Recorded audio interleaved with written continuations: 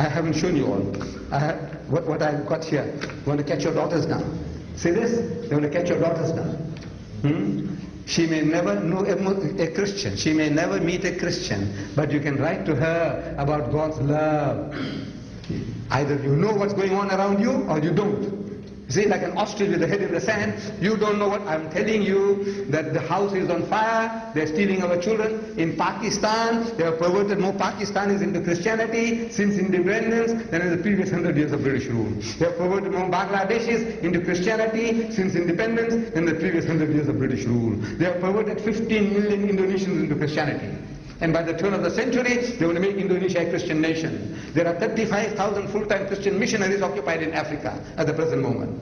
And we say, we talk about democracy and this. All that, you are an expert. I'm telling you that this devil here is stealing my children, and I can't afford to lose one. And don't tell me that you don't know that we have lost a Muslim to Christianity. Otherwise, you are absolutely blind. In your environment, have you ever known if a Muslim become a Christian or not? Right, okay. Are you satisfied? No. I'm happy about it. We but can't I know afford, 10 who have become Democrats. They can't. Right. So now that's it. You change, you keep them, save all these people from becoming Democrats. That's your job. My job is to save them from becoming Christians. I'm going to try to save you by giving you that survival course that inshallah you can become an adulterer, a drunkard and all that, but you won't become a Christian. That is the antidote I'm trying to give you. An injection to save you from Christianity. He must give you an antidote against democratization. Okay? Inshallah. Next one. Since can I just come in here? We've only got 20 more minutes left, so I'd appeal to all of you to please stick to the topic. Ask a question that's relevant to what Sheikh Deedat has been speaking about. And I will also remind Sheikh that we have only 25 minutes left. We'll finish before that. Okay, brother. The subject is Dawah in the UK, yeah? Now let's just look at what the predominant people in this country are. How many people attend the church? Very lucky if you get 2 to 3% of the whole country attending the church. They know that Christianity is something dead, does not apply to life. Now what does? You ask anybody, whether it's in a grammar school, whether it's in anywhere, workplace, what do they really thrive on? Freedom, democracy. For example, if they bring out a certain issue like homosexuals, on what basis would they justify it? I'm going to say, oh, the Bible says this. No. They will say what they got to in their own free time, in their own privacy, consenting adults, etc. is up to them. Freedom. They argue on the basis of freedom. Now with this argument that, we don't want people to become Christians, why are they becoming Christians in Pakistan? It's because the system applied allows the propagation of kufr concepts. They do not implement Islam. What is Islam? They have a distinction between deen and dunya. Islam is not practical to them. If you implement Islam as a complete system, you will see the people coming to Islam. They will see the economic system from Islam. They will see all the justices. And I'm not shirking my responsibility. I'm only here for some support from the brothers to bring out the correct call of Islam as a complete political ideology. Now, I'm not shirking any of my responsibilities. And also, I don't agree with this idea that that's your responsibility. I'm a Muslim. I have to pray. I have to do all my responsibilities. And one of them is to deliver the call to the people in the context of what Muhammad ﷺ did. So that does not mean I just say, no, I'll be specializing in doing wudu and prayer, and I won't do the fasting. No, all of it. What is known from Islam by necessity. So what now? So, what do you think of this idea? I'm telling you, you are studying a certain science. You are also with the other brother. I'm sure you are also studying political science. Well, you are well informed about, you say, the kufr system in Pakistan, Bangladesh, Indonesia, Malaysia, Egypt, everywhere there's a kufr system. So you know the system. Now you are the right man to go and give them the injection against that system. Inoculate them. Please, don't pass the buck. Look, I don't like cowards. I don't like, no. Unite. We give the call to the people. You get people, look, don't argue with me. You get the people, inspire the other young men like yourselves, say, come on now, let us do an exercise. We'll have a debating society in which we're going to start, debating about these things and inform the people. Go and deliver lectures. I'm sure Sheikh Razan will allow you. I'm ready. Allow you? Come, right. Go and call the people. Right. Yes. Now, no use. I'm telling you now that, look, Allah is telling you 1/3 of the Quran is addressed to Jews and Christians. 1/3 is addressed to Jews and Christians. Ya Ahlul Kitab, Ya Ahlul Kitab. Allah is crying in the Quran. He is crying in the Quran. He says, وَقَالُوا اتَّخَذَ الرَّحْمَنُ وَلَدًا. And they say that Ar-Rahman, the merciful God, has begotten a son. He said, لَقَدْ جِئْتُمْ شَيْءٍ عِدَّا. It's one of the most abominable assertion one can make. The worst swearing you can give Allah is this. تَكَادُ السَّمَاوَاتُ يَتَفَطَّرْنَ مِنْهُ. As if the skies are ready to burst. وَتَنْشَقَّ الْأَرْضُ. And the earth to split asunder. وَتَخِرُّ الْجِبَالُ حَدًّا. And the mountains to fall down at a ruin. أَنْ دَعَوْا لِلرَّحْمَنِ وَلَدًا. That they should say that Ar-Rahman, the merciful God, has begotten a son. I want to know, what are you doing about that when Allah is crying? When you go home and your mother says to you that, you know, this guy next door is calling me a whore, you call me a bitch, call me a hooker. And you say, no ma, you see, this kufr system, you know, we must change this. Is that what you're going to say to your mom? No. What are you going to say? You want to break that guy's jaw. Huh? The guy's calling your mother a hooker, a whore. What do you want to do? You want to break his jaw? No? Yes, me too. Right. So now, when Allah Ta'ala is crying in the Quran, I want to know what you're prepared to do about that.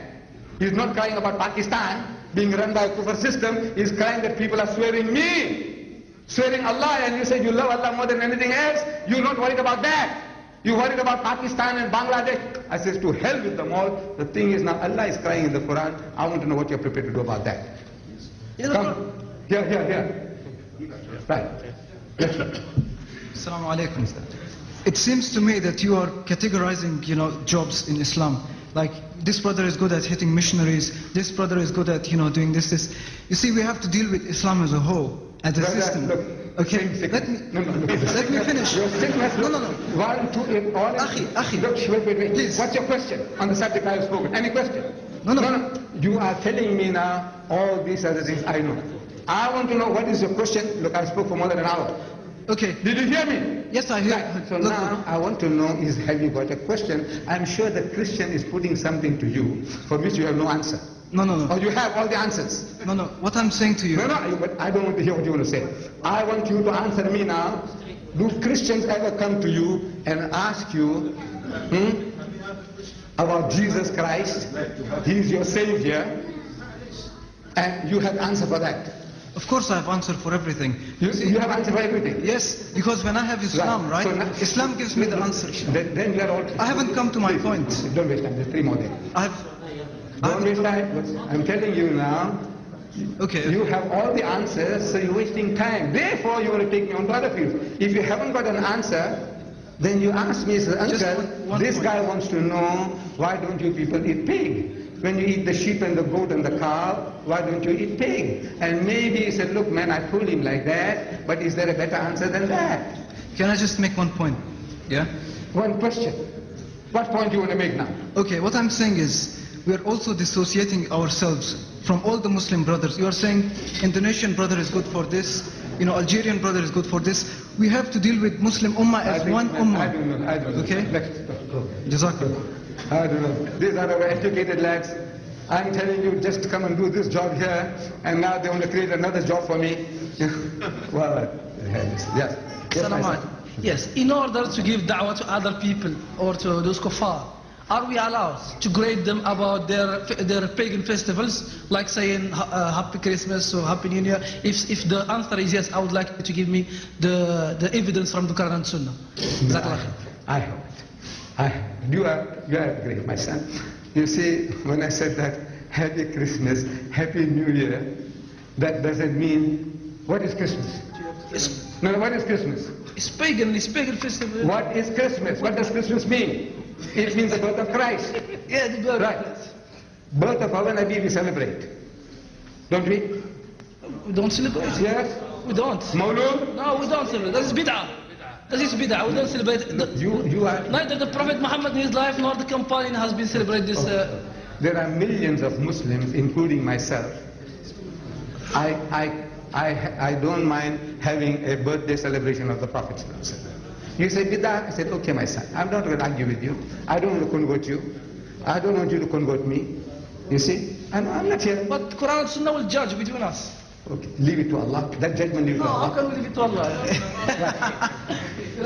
Assalamu alaikum, brother. Brother, so many brothers, they want to see you debate with the Pope. Have you ever got chance to debate with the Pope? No, the guy's too clever. He's too clever. He doesn't want to. No, he doesn't want to. No. He knows. See, he's cleverer than most people. He's cleverer than Swagat. He's cleverer than Shorosh. He knows. He doesn't want to make a fool of himself. But you went to Mali and asked again. He said, I want to dialogue with the Muslims. No, that's a game. You see, he's playing. It's a game he's playing. He's a master psychologist. He's a master psychologist. Wherever he goes, he said, we must have a dialogue with the Muslims. His Holiness, the Pope. When he went to Kenya, he said that. When he went to Nigeria, he said that. When he went to Turkey, he said that. Now he said, no. To Senegal, he said that.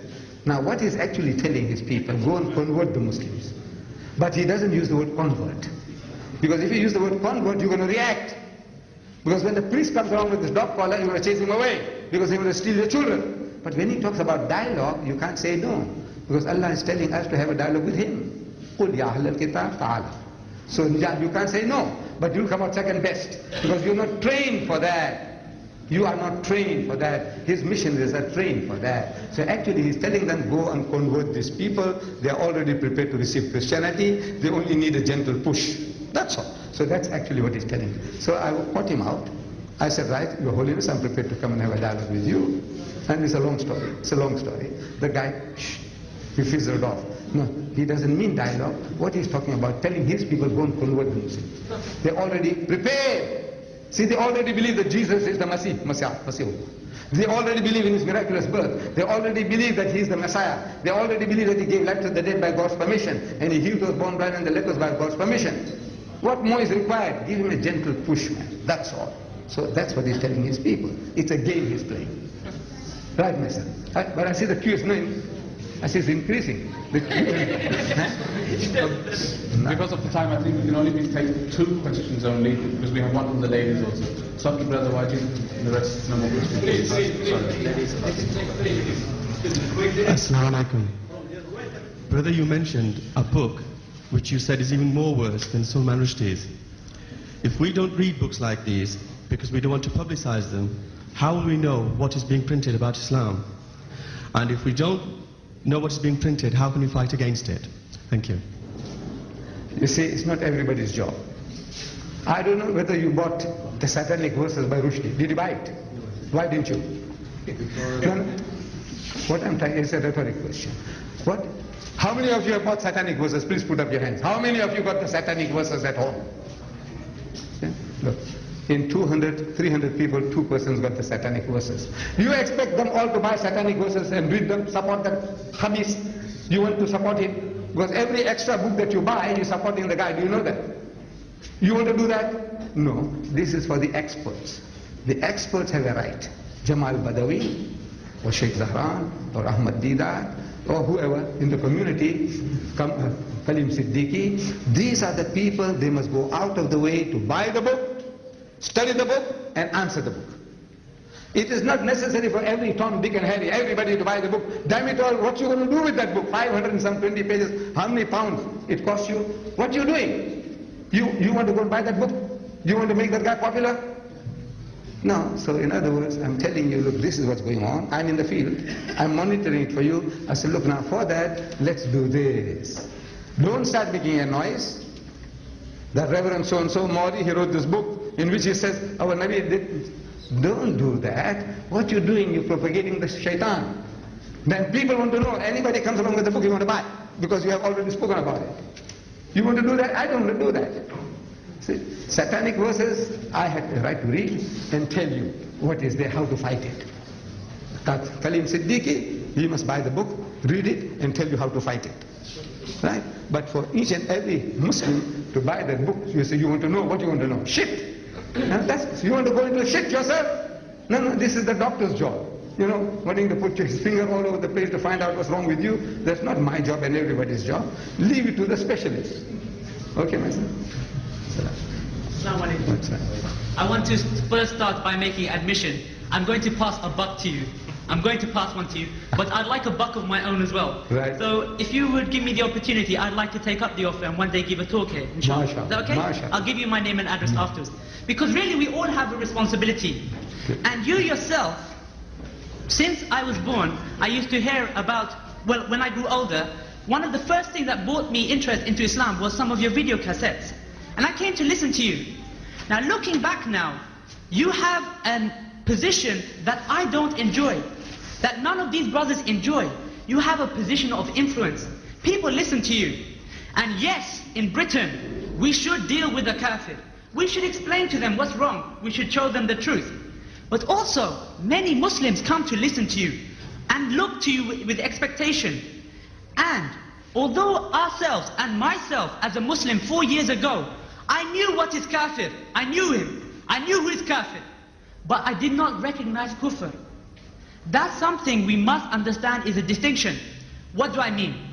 Someone can be Pakistani and he can be kafir. We know that. But someone can be Pakistani and he carries kufr. How? Allah subhanahu wa ta'ala describes in the Quran, Inna hadhihi ummatakum ummatan wahida. This, your nation, is one nation. In Islamic international law, forget UN, in Islamic international law, we are one nation. Not Pakistani, not Malaysian, not one Indonesia. That's sorry. We didn't give you the time to lecture. Not now. Let me finish. He's taken the opportunity to lecture. A chance will be given to you. Okay, inshallah, Ahmed Deedat, I just want to finish one thing, yeah?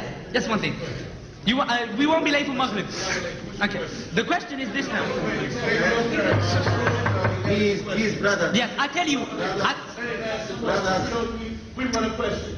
You understand? All right, so let him answer the question. You don't need no more time. That's enough. Answer the question. Okay, I'll ask. Jazakallah khair. Please. Please. Let answer Sheikh a question and let him answer you. Right. Okay. And I will ask you the question. Jazakallah khair, Imam Radin. Okay. There is a panel, and the audience don't have the decision. The panel has got the decision. Yes, Imam Radin. I can't believe it, you know, look. Imam Radin, inshallah, if I don't have a chance today, I'll have a chance in future. Remember me in dua. Okay. Okay, I'll tell you what. The question is, as a Muslim, I want to remove the munkar. When someone insults my mother, I hurt. When someone insults the Prophet ﷺ, I hurt. I want to remove the munkar. Yes, I can go to Christian debates with him. But, the question is this. How can I implement the hudud on Salman Rushdie? I can't do it myself. The magic word comes again. I need system to do this. My hands are tied without the system. This is something we must realize. That's not direction. Just before we finish, we've got two questions from the sisters. The first sister says that I disagree with you about the age. Yes. The first sister says I disagree with you about the age for your dawah. My husband is 35 and gives dawah every week. I put it forward. She didn't hear that even Sheikh Zahran might say, look, I'm young in spirit and I might have to concede. So she didn't hear. 35, 40. If you feel you are young and you can give battle, alhamdulillah, welcome. Yes. And the final question also from the sisters is how can we help our brothers and sisters to realize that the non-Muslims are brainwashing us gradually? Can I comment on that?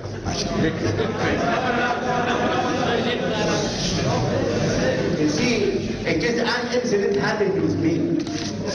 Last week, some people of Jehovah's Witnesses came to my flat, knocked at the door and said, we got good news for you. Will you please let us in? So I let them in. I was very busy. They started to speak the same topic, the same idea, the same language. I know that they are programmed. So my way, it may be sometimes devilish way. So what I do, I take them out of the track and they start asking them, tell me, then a lady, one of them, said, you are a Muslim. I said, yes, I am a Muslim. She said, you know that the devil is working and the whole world is in trouble and this and that. I said, so what? She said, Allah, because she speaks Arabic, or speaking Arabic, Allah will come to rectify all that. I said, who is Allah? I don't know him. Believe me, I never saw him. So who is Allah? Who is he? That one who was in the cross? That is I saw. Yes, if that one who is in the cross, if he couldn't help himself, how can he help me now?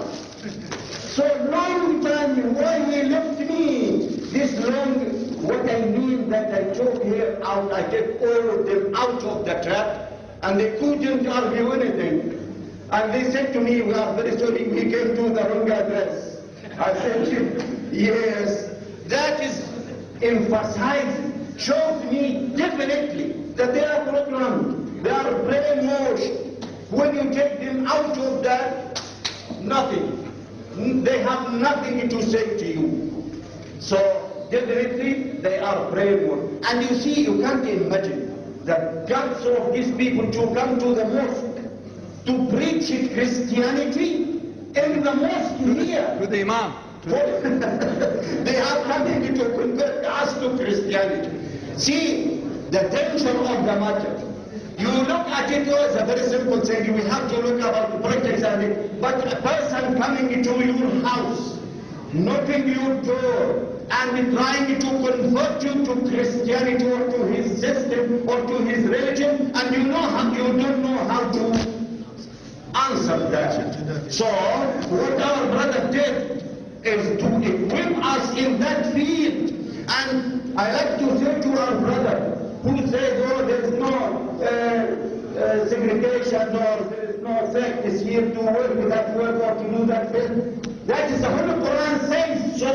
فَلَوْلَا نَفَرَ مِنْ كُلِّ طَائِفَةٍ مِّنْهُمْ طَائِفَةٌ لِيَتَفَقَّهُوا فِي الدِّينِ وَلِيُنذِرُوا قَوْمَهُمْ إِذَا رَجَعُوا إِلَيْهِمْ لَعَلَّهُمْ يَحْذَرُونَ. It means someone must specialize in that area, and one in that area, and one in that area, and that is the Holy Quran. If we understand the Holy Quran properly, that it tells us you have to specialize it, you have to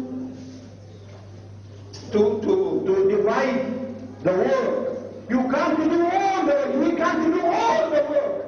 You can't do. I met someone, and that is the language of the Holy Quran. فلولا نفر من كل فرقة منهم طائفة ليتفقهوا في الدين. Not everybody to go to study religion. No, someone.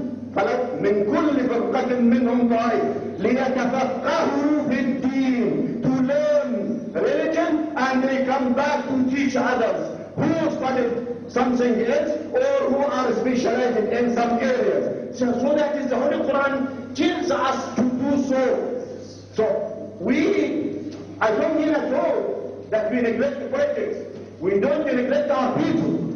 We don't neglect these talents. No, but there is areas, there is time, there is people to speak. That when we need. I had the idea one day to speak in the pulpit about the Muslims in Yugoslavia, but I'm waiting. Because I don't know all the facts. I invited one of the Yugoslavians from Albania to come to lecture us. If they have tape, we will share it here. After that, I can talk about that in the pulpit. But what I got to say to now, what can I say?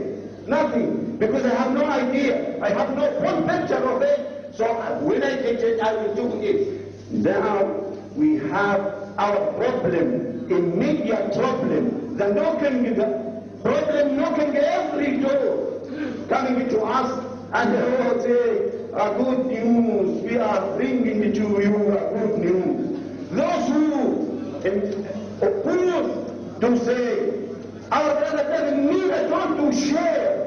When he says, Happy Christmas or Happy New Year, it doesn't mean that you are sharing with them that. But if you go to tell anybody, you can't afford the kitab, do you imagine that he will accept you? You curse him and you say, oh, take this book. What he will do?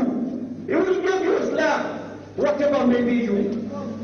But gently, nicely, and that is what وَجَادِلْهُمْ بِالَّتِي هِيَ أَحْسَنُ. Don't go to the man and say, you are a kafir. I want you to be a Muslim or to know what is the truth. You have to take this book, whether you like it or not. What he will do with you? Does he accept you? Then is it the language of the Holy Quran? It is the way of Rasulullah sallallahu alaihi wasallam? No. And our brother doesn't mean at all when he says Happy Christmas or that you are happy about the Eid or you are sympathizing, sharing with them. No. He wants us to say gently, with a nice words, talk to the people with the nice words. That is all. What is the harm in that? But anyhow, thank you for tolerating us, all of us, except especially myself. Thank you to tolerate that. And we have to thank our brother Ahmed Deedat once more. Thank you. And وآخر دعوانا أن الحمد لله رب العالمين. اللهم أرنا الحق حقا وارزقنا اتباعه وأرنا الباطل باطلا وأعنا على اجتنابه إنك على ما تشاء قدير. And I have to apologize that we, the imams of the center, we are very sorry if we are not doing a good job for Islamic Dawah in Britain. I'm very sorry. I declare that we didn't do our business or our job properly as it should be, and I have to admit that, and to admit that it's to try to put our house right, and again we ask Allah subhanahu wa ta'ala, Allahumma ansurna ala a'da'ina, Allahumma a'inna ala al-qawm al-zalimin, Allahumma la tu'akhidna bima fa'ala as-sufaha'u minna, innaka ala ma tasha'u qadir, wa sallallahu ala sayyidina Muhammad wa ala alihi wa sahbihi wa sallam, wa shakara Allah lakum jami'an.